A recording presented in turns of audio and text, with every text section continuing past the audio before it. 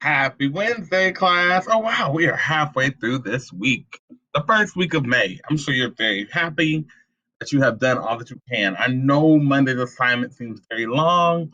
I appreciate those who have come to office hours. I appreciate those who ask questions.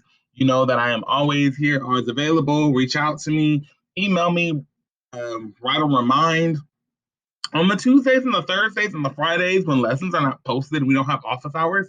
That's your chance to reach out to me because I'm sitting by my computer waiting for you guys to check in with me. I also want you guys to continue to write in the comments. What do you want to see for Fun Friday as videos and content to put on my YouTube channel? Okay. Let's keep going. Let's move forward. As you guys know, keep writing and with the question. I don't give you a new question, just keep the same question that was there. And add on to that. I write back to you guys. So please do so. All right, let's get into our poem. We have read this before. This is a hashtag throwback poem, way back Wednesday poem. We read oranges before. So I'm going to read it to you again. And what I want you to do is I want you to read it again, but I want you to read it from a different perspective. We read it in class to talk about it, but I want you to read it again as a way to answer these questions about metaphor and using those literary devices and to find connections and reasons why they're important. Okay? So, Oranges by Gary Soto. Let's go. The first time I walked with a girl, I was 12, cold and weighed down with two oranges in my pocket. December, frost crackling beneath my steps, my breath before me, then gone. As I walked toward her house, the one whose porch light burned yellow night and day, in any weather, a dog barked at me until she came out, pulling at her gloves. Face bright with rouge, I smiled, touched her shoulder, and led her down the street. Across I used car lot in a line of newly planted trees until we were breathing before a drugstore. We entered, the tiny bell bringing a sales lady down a narrow aisle of goods. I turned to the candies, teared like bleachers, and asked what she wanted. Light in her eyes, a smile starting at the corners of her mouth. I fingered a nickel in my pocket, and then she lifted a chocolate that cost a dime. I didn't say anything. I took the nickel from my pocket and then an orange and set them quietly on the counter. When I looked up, the lady's eyes met mine and held them, knowing very well that it was all about what it was all about. Outside, a few cars hissing past, fog hanging like old coats between the trees. I took my girl's hand in mine for 2 blocks and released it to let her unwrap the chocolate I filled my orange and was so bright against the gray of December that that from some distance, someone might have thought I was making a fire in my hands. All right.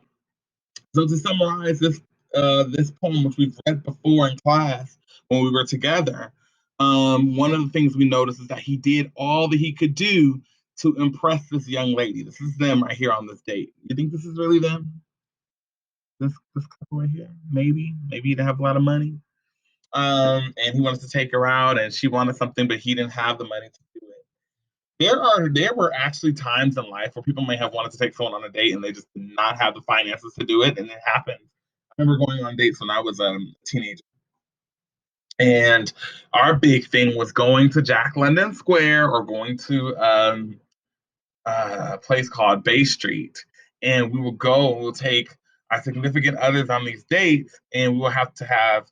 I remember my mother giving me maybe, or me taking at least $40 just to go on a date because back in those times, 2 meals may have costed maybe $20 on a date, and then the movies costed maybe $10 a piece. So it didn't cost a lot to go on a date back then. I remember taking about $40 with me to go on a date. I remember that. And if there was a time where I couldn't afford it, it was more like, let's go to the movies and let's get ice cream later, or let's go to the movies and get coffee, or let's go to Starbucks and chill out and walk around and get to know one another. And I think that was how we dated back then. And I think that was just the financial makeup we had. We didn't spend that much money. I think nowadays you have to have at least $60 to $100 to take someone on a date because movie tickets are like $15 a piece, and going out to eat is like $20 a pop. So shout out to those teenagers that might be dating and might be spending all that money to go on dates. That's probably why it's important to wait till you get older when you have a job. But he didn't have much money. We see our main character, he didn't have much money at all. And he even had to make a gesture at the lady to ask her, like, I don't have a lot of money, but do you think, and she was like, okay, she kind of let him get away with it. But imagine doing that today. You go to your local Starbucks, right? And you go on this date and you're with your significant other and you have your money and your significant other orders a Trente macchiato espresso latte, right? And you only have maybe like $5, but it comes out to be 6.25. Do you think, right in the comments below, do you think that the person at Starbucks will be very kind and generous and be like, oh, sure, no problem? Do you think they'll do that? What are your thoughts? I would love to hear this. Quite funny. But what are your thoughts? What do you think they would do? Right in the comments. But as you know, like just like last week, I want you to read this poem 3 times, and each time you read, I want you to take this note. Find the metaphors, the rhymes, and the components of alliteration. Okay. And the second time you read, I want you to find what the central idea is, and the third time, I want you to make schemas. Like I did when I told you guys that I used to go to Jack London Square or Bay Street and would go on a date with $40 in my pocket, and I killed that date. That was the best date ever because it didn't cost me. So what are some schemas that you may have that connect to the story? Maybe it could be going hanging out with your friends. Me and my friends, we would go hang out at Bay Street growing up. And all I needed was $20 to go get lunch after church. We would go to Elephant Bar, which is not no longer existing. I think that restaurant's closed. But we would go to these different restaurants, and all I needed was $20 to get a food, and I still would have money left over to get like ice cream or candy or whatever we would do after that. So you can make those type of connections too.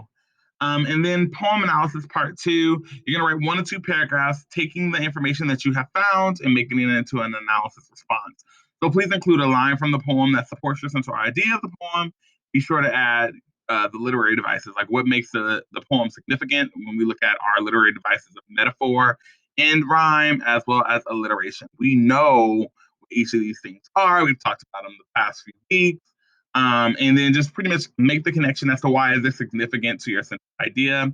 You do not need to use all of them. I would highly suggest you only use one, so that way you're not sitting here writing for days and days on end. I'd rather you stick with one literary device and how is it, and making that connection on how it is significant to the central idea. All right. So today's lesson is very short because I really want you guys to really focus on Monday's lesson with the performance task. So today is pretty easy. But if you still have questions about Monday's performance task or today's poem analysis assignment, please come into Power School. Come into office hours. We know. Here's the thing. I made a challenge. I made a bet. I said if you guys come to office hours Monday and Wednesday at 10 a.m. and you sit in office hours, I'm going to drill ahead. I'm gonna take. I'm on Friday morning. I'm gonna go into Zoom. And on Remind, I'm going to announce the winner, and I'm going to be sending a pizza to your house, okay, of your choice, because you won. All right? All right. I hope you guys have a fantastic Wednesday. Be kind to yourself, be kind to your families, stay home, stay safe. I love y'all for real. Have a good one. Bye.